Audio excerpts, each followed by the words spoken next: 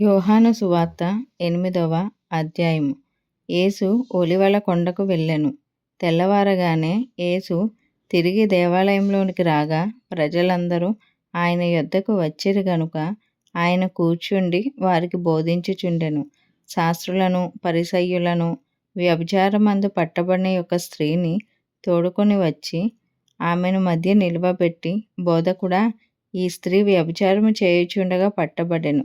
అట్టి వారిని రాళ్ళు రువ్వి చంపవలెనని ధర్మశాస్త్రంలో మోషే మనకు ఆజ్ఞాపించెను గదా. అయినను నీవేమి చెప్పుచున్నావని ఆయనను అడిగిరి. ఆయన మీద నేరము మోపవలెనని ఆయనను శోధించుచు ఇలాగున అడిగిరి. అయితే యేసు వంగి నేల మీద వ్రేలితో ఏమో వ్రాయుచుండెను. వారు ఆయనను పట్టు వదలక అడుగుచుండగా ఆయన తల ఎత్తి చూచి, మీలో పాపము లేనివాడు మొట్టమొదట ఆమె మీద రాయి వేయవచ్చునని వారితో చెప్పి మరలా వంగి నేల మీద వ్రాయుచుండెను. వారు ఆ మాట విని పెద్దవారు మొదలుకొని చిన్నవారి వరకు ఒకని వెంట ఒకడు బయటికి వెళ్ళిరి. యేసు ఒక్కడే మిగిలెను.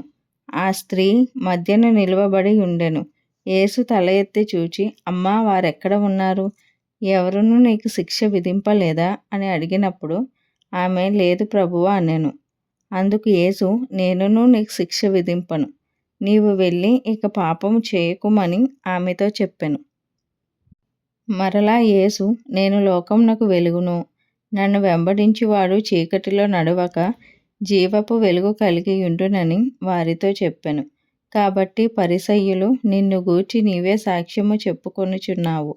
నీ సాక్ష్యము సత్యము కాదనని ఆయనతో అనగా యేసు, నేను ఎక్కడి నుండి వచ్చితినో ఎక్కడికి వెళ్ళుదునో నేను ఎరుగుదును గనుక నన్ను గూర్చి నేను సాక్ష్యము చెప్పుకొనినను నా సాక్ష్యము సత్యమే. నేను ఎక్కడి నుండి వచ్చుచున్నానో ఎక్కడికి వెళ్ళుచున్నానో మీరు ఎరుగరు. మీరు శరీరమును బట్టి తీర్పు తీర్చుచున్నారు. నేనెవరికిని తీర్పు తీర్చను.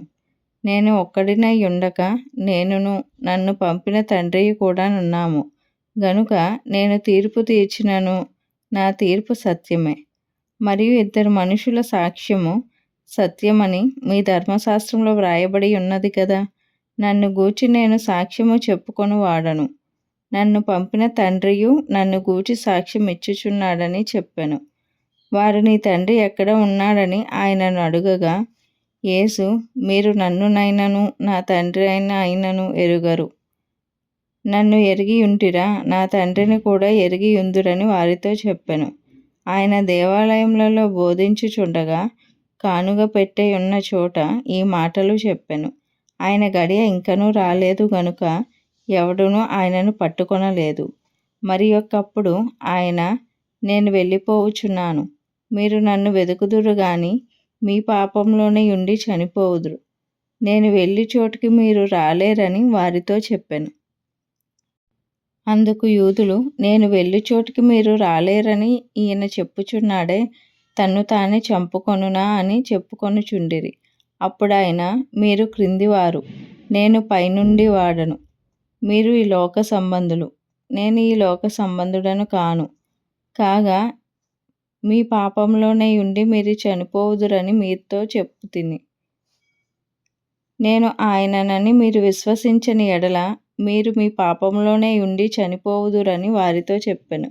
కాబట్టి వారు, నీవెవరవని ఆయనను అడుగగా యేసు వారితో, మొదట నుండి నేను మీతో ఎవడనని చెప్పుచుంటినో వాడనే.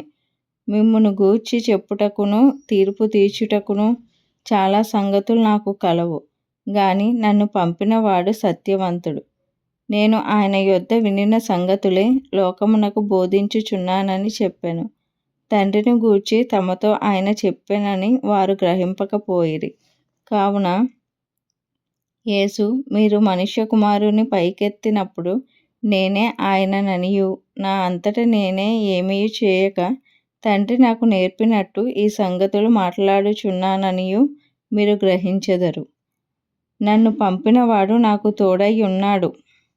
ఆయనకిష్టమైన కార్యము నేనెల్లప్పుడూ చేయుదును గనుక ఆయన నన్ను ఒంటరిగా విడిచిపెట్టలేదని చెప్పెను. ఆయన ఈ సంగతులు మాట్లాడుచుండగా అనేకులు ఆయన యందు విశ్వాసముంచిరి. కాబట్టి యేసు తనను నమ్మిన యూదులతో, మీరు నా వాక్యమందు నిలిచిన వారైతే నిజముగా నాకు శిష్యులై ఉండి సత్యమును గ్రహించెదరు. అప్పుడు సత్యము మిమ్మును స్వతంత్రులనుగా చేయునని చెప్పగా, వారు, మేము అబ్రహాము సంతానము, మేము ఎన్నడూనూ ఎవనికిని దాసులమై ఉండలేదే, మీరు స్వతంత్రులుగా చేయబడుదురని ఎలా చెప్పుచున్నావని ఆయనతో అనిరి. అందుకు యేసు, పాపము చేయు ప్రతివాడును పాపమునకు దాసుడని మీతో నిశ్చయముగా చెప్పుచున్నాను. దాసుడెల్లప్పుడూ ఇంటిలో నివాసము చేయడు, కుమారుడెల్లప్పుడూ నివాసము చేయును. కుమారుడు మిమ్మును స్వతంత్రులుగా చేసిన ఎడల మీరు నిజముగా స్వతంత్రులై యుందురు. మీరు అబ్రహాము సంతానమని నాకు తెలియను. అయినను మీలో నా వాక్యమునకు చోటు లేదు గనుక నన్ను చంప వెదుకుచున్నారు. నేను నా తండ్రి యొద్ద చూచిన సంగతులే బోధించుచున్నాను. ఆ ప్రకారమే మీరు మీ తండ్రి యొద్ద వినిన వాటినే జరిగించుచున్నారని వారితో చెప్పెను. అందుకు వారు ఆయనతో, మా తండ్రి అబ్రహాము అనిరి. యేసు, మీరు అబ్రహాము పిల్లలైతే అబ్రహాము చేసిన క్రియలు చేతురు. దేవుని వలన వినిన సత్యము మీతో చెప్పిన వాడనైన నన్ను మీరిప్పుడు చంప వెదుకుచున్నారే. అబ్రహాము అట్లు చేయలేదు. మీరు మీ తండ్రి క్రియలే చేయుచున్నారని వారితో చెప్పెను. అందుకు వారు, మేము వ్యభిచారము వలన పుట్టిన వారము కాము, దేవుడొక్కడే మాకు తండ్రి అని చెప్పగా, యేసు వారితో ఇట్లనెను, దేవుడు మీ తండ్రి అయిన ఎడల మీరు నన్ను ప్రేమింతురు. నేను దేవుని యొద్ద నుండి బయలుదేరి వచ్చియున్నాను. నా అంతట నేనే వచ్చి ఉండలేదు, ఆయన నన్ను పంపెను. మీరెలా నా మాటలు గ్రహింపకున్నారు? మీరు నా బోధ విననేరకుండుట వలననే గదా. మీరు మీ తండ్రి యగు అపవాది సంబంధులు. మీ తండ్రి దురాశలు నెరవేర్చగోరుచున్నారు. ఆది నుండి వాడు నరహంతకుడై ఉండి సత్యమందు నిలిచిన వాడు కాడు, వాని యందు సత్యమే లేదు. వాడు అబద్ధమాడునప్పుడు తన స్వభావము అనుసరించే మాటలాడును. వాడు అబద్ధికుడును, అబద్ధమునకు జనకుడై ఉన్నాడు. నేను సత్యమునే చెప్పుచున్నాను గనుక మీరు నన్ను నమ్మరు. నా యందు పాపమున్నదని మీలో ఎవడు స్థాపించును? నేను సత్యము చెప్పుచున్న ఎడల మీరెందుకు నన్ను నమ్మరు? దేవుని సంబంధి అయిన వాడు దేవుని మాటలు వినును. మీరు దేవుని సంబంధులు కారు గనుకనే మీరు వినరని చెప్పెను. అందుకు యూదులు, నీవు సమరయుడును, దయ్యము పట్టిన వాడువను, మేము చెప్పు మాట సరియే గదా అని ఆయనతో చెప్పగా, యేసు, నేను దయ్యము పట్టిన వాడను కాను, నా తండ్రిని గనపరచు వాడను. మీరు నన్ను అవమానపరచుచున్నారు. నేను నా మహిమను వెదుకుటలేదు. వెదుకుచు తీర్పు తీర్చుచు ఉండువాడొకడు కలడు.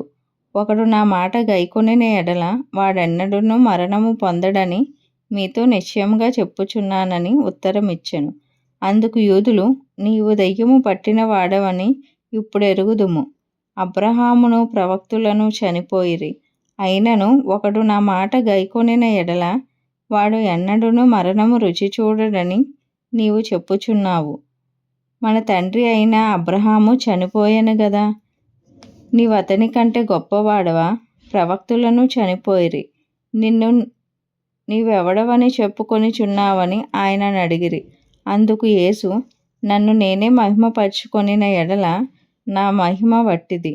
మా దేవుడని మీరెవరిని గూర్చి చెప్పుదురో ఆ నా తండ్రియే నన్ను మహిమపరచుచున్నాడు. మీరు ఆయనను ఎరుగరు, నేనాయనను ఎరుగుదును. ఆయనను ఎరుగనని నేను చెప్పిన ఎడల మీ వలె నేనును అబద్ధికుడునై యుందును గాని నేనాయనను ఎరుగుదును. ఆయన మాట గైకొనుచున్నాను. మీ తండ్రి అయిన అబ్రహాము నా దినము చూతునని మిగులు ఆనందించెను, అది చూచి సంతోషించెననెను. అందుకు యూదులు, నీకింకను 50 సంవత్సరములైనా లేవే, నీవు అబ్రహామును చూచితివా అని ఆయనతో చెప్పగా, యేసు, అబ్రహాము పుట్టక మునుపే నేను ఉన్నానని మీతో నిశ్చయముగా చెప్పుచున్నాననెను. కాబట్టి వారు ఆయన మీద రువ్వుటకు రాళ్ళు ఎత్తిరి గాని యేసు దాగి దేవాలయంలో నుండి బయటికి వెళ్ళిపోయెను. ఈ వాక్యం దేవుడు దీవించునుగాక. ఆమేన్. ప్రైజ్ లార్డ్ అందరికీ. ఈరోజు వాక్యం విన్నారు కదా. అలాగే ఇంకొంతమంది కూడా వినిపించండి. మన యూట్యూబ్ ఛానల్ని లైక్ చేయండి, షేర్ చేయండి, సబ్స్క్రైబ్ చేయండి. Thank you.